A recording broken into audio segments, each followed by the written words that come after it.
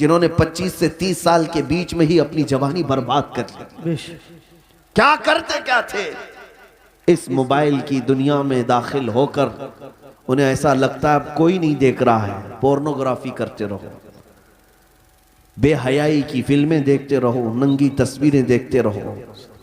मेरे अजीजों, मैंने एक डेटा निकाला था लॉकडाउन के मौके पर, उसमें जो इंटरनेट में सर्च करने का जो डेटा आता है कि किस चीज को कितनी बार सर्च किया गया है, तो पता है आपको, हैरत होगी, एक रिपोर्ट आई है इस लॉकडाउन के बीच में 95% अगर नेट में कोई चीज सर्च हुई है तो पोर्नोग्राफी, गंदी तस्वीरें और नंगी तस्वीरें देखने के लिए सबसे ज्यादा सर्च किया गया है। ये क्या हो रहा है? आपको अंदाजा भी है कि दुनिया तुम्हें तबाही के किस दहाने पर ले जाना चाह रही है। मैं आज ये बातें खुलकर इसीलिए अर्ज कर रहा हूं कि अगर आज तुम बेदार नहीं हुए, कल तुम्हारे आने वाले बच्चे ये ना पूछे कि मोहम्मद किसका नाम था। मुआज़ल्लाह रब्बिल आलमीन। कुरान क्या चीज है? क्योंकि मैंने ये जिद्दा में, अरब में, सऊदी अरब में एक शेख को कहते हुए सुना, अरबों ने अपने बच्चे ऑस्ट्रेलिया में, अमेरिका में पढ़ने के लिए बचपन में ही डाल दिए थे, और जब बच्चे वो जवान होकर के आए तो अपने बाप से इस बात पर लड़ने लगे कि अल्लाह एक ही क्यों है। ये कहां की बात कर रहा है? अरब की बात कर रहा हूं। आज यहाँ के भी हालात कोई दिगर नहीं है। तुमने भी बच्चे पैदा होते बोलते ही दूसरों की झोली में डाल दिया।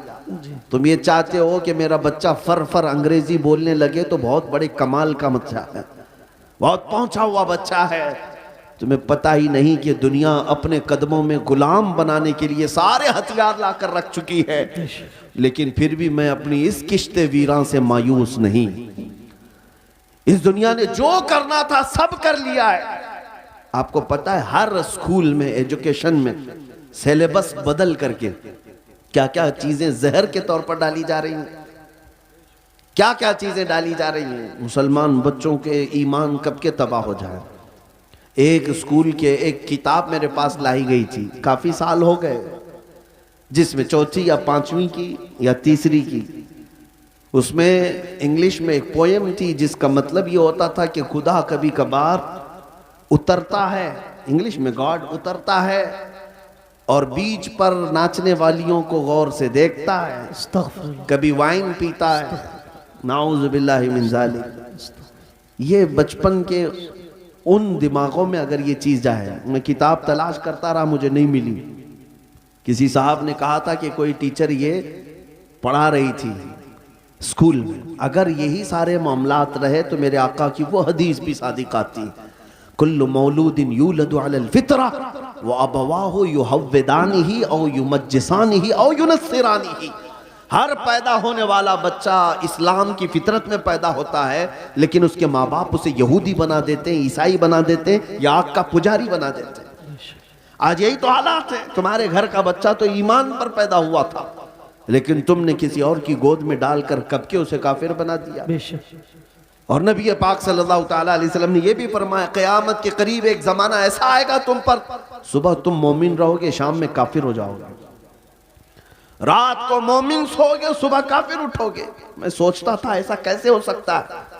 मेरे अजीजों, दुनिया ने इतने हथियार भी तुम्हारे पास रख दिए हैं, तुम्हें खबर भी नहीं होती। तुम गाने सुनते सुनते सो रहे होते हो, कई कुफरिया कलमात उसमें आते हैं। रात को तो ईमान वाले थे, सुबह सुन करके काफिर हो चुके। ये दुनिया जिसको तुम देख रहे हो, आला हजरत ने क्या खूब कहा, शहद दिखाए जहर पिलाए, कातिल डाइन शोहर कुश, इस मुर्दार पे क्या ललचाए, दुनिया देखी भाली है। ऐ नौजवानों, याद रखना एक वक्त आएगा जब हम सबको इस दुनिया को तर्क करके जाना है। इस बात का यकीन रखो कि हमारी सांसें रुकने वाली हैं। एक दिन हमें बांध करके ले जाया जाएगा। आज तुम मस्जिद में बुलाने के बावजूद नहीं आते, कल तुम्हारा कफन बांधकर, रस्सियां बांधकर इमाम के सामने लाकर रख दिया जाएगा। जिंदगी भर नहीं पड़ता था, लेकिन अब इमाम तुम पर पड़ेगा। और फिर जाओगे, किस सफर पे जाओगे बताओ, कहां जाओगे? कोई ऐसी जगह तुमने ढूंढ रखी है तो मैं तुमसे फिर बात नहीं करूंगा कि मरने के बाद मैंने एक सेफ जगह देखी है। है तुम्हारे पास? तुम्हें पता है जाना तो वही है जहां सब पहले वाले भी गए। बड़े बड़े वक्त के पहलवान, बड़े बड़े मालदार जहां गए, जिनके पास पैसों की रेल पेल ऐसी थी कि वो घर बैठे जो चाहते हासिल हो जाता, घर बैठे। तुम्हें पता है सिकंदर आजम एक बादशाह, दारा नाम का एक बादशाह, जब वो मर रहा था तो उसने एक वसीयत की थी, आधी दुनिया पर उसने हुकूमत की। अपने चाहने वालों से कहा कि जब मैं मरूं तो मुझे पूरा दफन करना, लेकिन मेरे दोनों हाथ ऊपर रखना, कब्र में इसको दफन मत करना। लोगों ने पूछा ऐसा क्यों? कहा ताकि दुनिया बार बार मेरे कब्र के पास आकर देखे आधी दुनिया फतह करने वाला भी जमीन पर खाली हाथ सोया हुआ है, कुछ नहीं है इसके पास। हमारे कफन भी जो बांधे जाते हैं ना, एक जेब भी नहीं रखी जाती, रखी जाती है ना। हम अपनी मैयतों के सिराने एक सिक्का रखते हैं ना एक नोट रखते हैं। तुम्हें पता है हम उस दुनिया के सफर पर जा रहे हैं जहां पैसा काम नहीं आएगा, जहां दौलत काम नहीं आएगी, न फरिश्ते रिश्वत लेंगे, न बारगाह इलाही में किसी और तरीके की कोई गुंजाइश तुम्हारे लिए निकल जाएगी दुनियावी एतबार से। अजीजान गिरामी वकार, जब हमें पता है कि हमें उधर ही जाना है, तो इसलिए आज हजरत अनस रदी अल्लाह ताला अन्हु की हदीस मैं सुनाता हूँ। हजरत अनस कहते इस हदीस से ज्यादा मुझे किसी और से खुशी ही नहीं हुई थी। क्या है वह हदीस?